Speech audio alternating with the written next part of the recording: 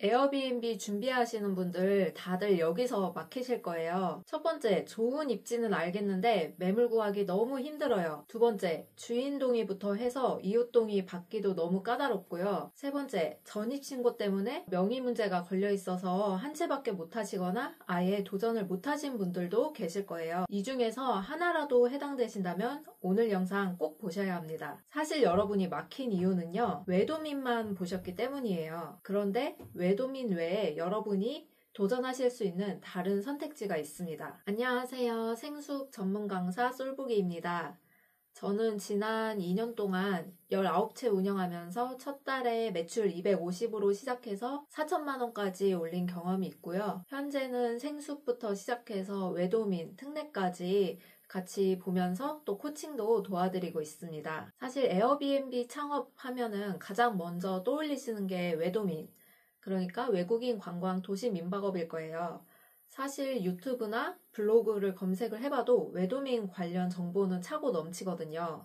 그래서 자연스럽게 여러분이 에어비앤비 창업 이퀄 외도민으로 많이 보시는 것 같아요. 그런데 이제 막상 준비해보면 제가 앞에서 언급드린 입지는 좋은데 매물 구하기 너무 힘들거나 아니면 주인 동의부터 해서 이웃 동의를 구하기 까다롭거나 전입신고 문제 때문에 여러 채를 못 돌리니까 매출이 막히는 느낌이 드실 수도 있을 거예요. 그래서 많은 분들이 숙박업 창업이 진짜 힘들구나 하고 매물만 검색하다가 포기하신 분들도 많이 계실 텐데요.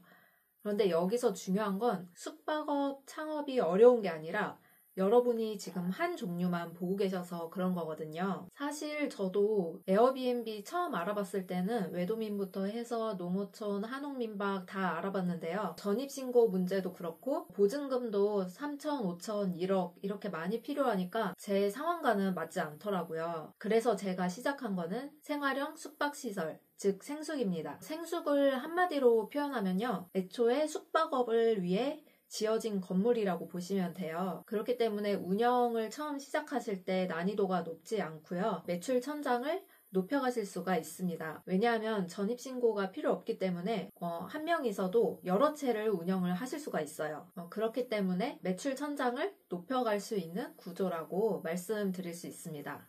여기서 핵심은 어떤 법이 적용되느냐인데요. 외도민은 관광진흥법 시행령 적용을 받게 돼요. 그래서 본인이 거주하는 주택에서 외국인 관광객을 대상으로 숙박업을 한다라고 정의가 돼 있거든요. 그렇기 때문에 전입신고를 해야 되는 규제가 있고요. 투룸 이상의 주택이어야 한다는 규제가 있고요. 주민 동의를 받아야 되고 또 외국인 게스트만 받을 수 있습니다. 그래서 오피스텔 같은 상업시설에서 하거나 아니면 원룸 주택에서 하거나 아니면 이웃 동의를 받지 않고 시작하게 되시면 이건 모두 다 불법으로 묶이게 됩니다. 반면에 생숙은 전혀 다른 법을 적용받는데요. 생숙은 공중위생 시행규칙을 적용을 받게 돼요. 거기서 제시하는 기준은 셋 중 하나만 충족하면 되는데요. 첫 번째, 한 건물 내에 30객실 이상일 것, 혹은 한 층이 전체가 숙박업으로 등록될 것, 세 번째, 연면적의 3분의 1 이상일 것. 이 셋 중 하나의 조건을 충족을 하면 합법적으로 운영을 하실 수가 있습니다.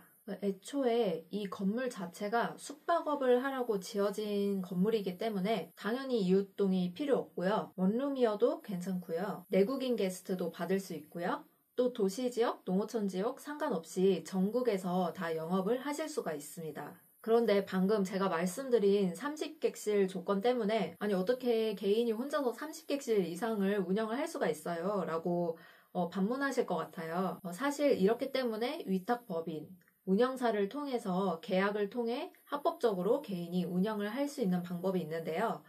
이 부분은 내용이 좀 길기 때문에 다른 영상에서 제가 다음번에 다뤄보도록 하겠습니다. 자, 여기까지 보셨으면은 여러분이 이런 생각을 하실 것 같아요. 아니, 전입신고도 필요 없고 여러 채 운영도 가능하면서 규제도 그렇게 많지가 않고 내 외국인 다 받을 수 있는데 왜 아무도 이걸 안 하지? 이런 생각이 드실 거예요. 근데 사실 많은 분들이 도전하지 않은 이유는 정보의 벽이 굉장히 높기 때문입니다. 외도민 같은 경우는 네이버 부동산에서 매물 검색하면 쉽게 원하는 조건의 매물을 찾으실 수가 있잖아요. 그런데 생숙은 네이버 부동산에 검색을 한다고 나오지는 않습니다. 이렇게 매물 찾는 것부터 굉장히 좀 벽이 있기 때문에 사실 모르는 분들은 아예 진입을 못 하시는 거고요.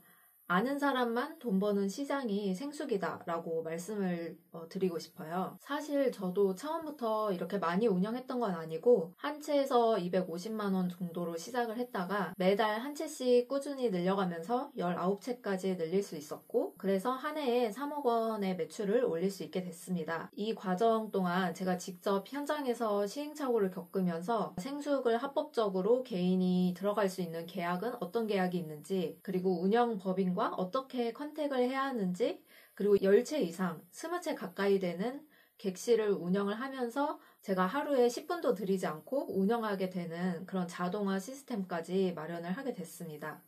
물론 이거는 제 케이스고 누구나 100% 보장된다, 4천만 원 번다 이런 말씀은 아니지만요. 생숙이라는 구조를 이해했을 때 어떤 그림까지 그릴 수 있는지 봐주시면 될 것 같아요. 자, 여기서 중요한 포인트 하나 짚고 갈게요. 이제 생숙도 아무나 들어가면 되는 블루오션 시장은 아니에요. 벌써 생숙으로 에어비앤비를 할 수 있다는 사실이 알려지면서 많은 분들이 도전을 하고 계시고 좋은 매물은 빨리빨리 지금 계약이 돼서 없어지고 있습니다. 그래서 저는 지금 당장 생숙을 해야 된다라기보다는 생숙이란 선택지가 있는 걸 알고 내 상황에 맞는 합법 모델이 무엇인지 한번 고민해보고 선택을 해야 된다라고 말씀을 드리고 싶어요. 생숙뿐만 아니라 외도민, 특례, 그리고 호스텔까지 다양한 숙박업을 여러분이 도전을 하실 수 있고 이 숙박업을 에어비앤비에 등록을 해서 부수익을 올리실 수가 있습니다. 그러면 각 모델이 갖고 있는 규제는 무엇인지 알아야 하고요. 그리고 각 모델을 통해서 벌 수 있는 돈은 어느 정도까지 되는지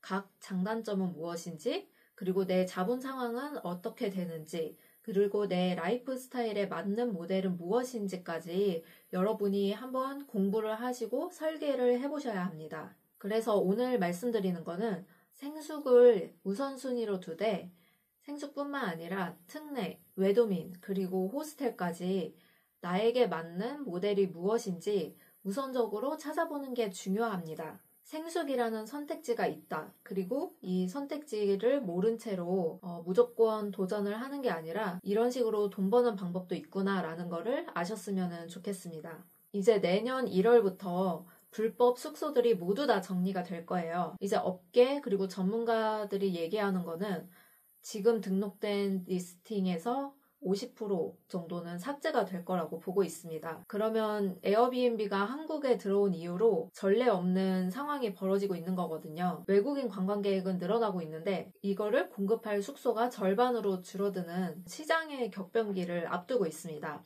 그러면 어떻게 될까요? 손님 입장에서는 예약 가능한 숙소가 줄어들고요. 그럼 남아있는 합법 숙소들은 객단가를 올릴 수 있고 예약은 더 잘 들어오게 되면서 매출을 더 높일 수 있는 기회의 장이 열리게 됩니다. 그래서 여러분은 2026년 이제 시장이 한번 흔들릴 때 어떤 합법 모델을 통해서 내가 진입할 수 있는지 알아두면 정말 유례없는 기회를 잡으실 수 있을 거예요. 오늘 영상을 통해서 여러분이 숙박업을 보는 시야가 조금 넓어졌다, 도움이 됐다라고 생각을 하신다면 구독과 좋아요 부탁드리고요. 또 다음에 다루면 좋겠다라는 콘텐츠가 있으면 댓글 남겨주시면 제가 반영을 해서 또 찍어보도록 하겠습니다. 감사합니다.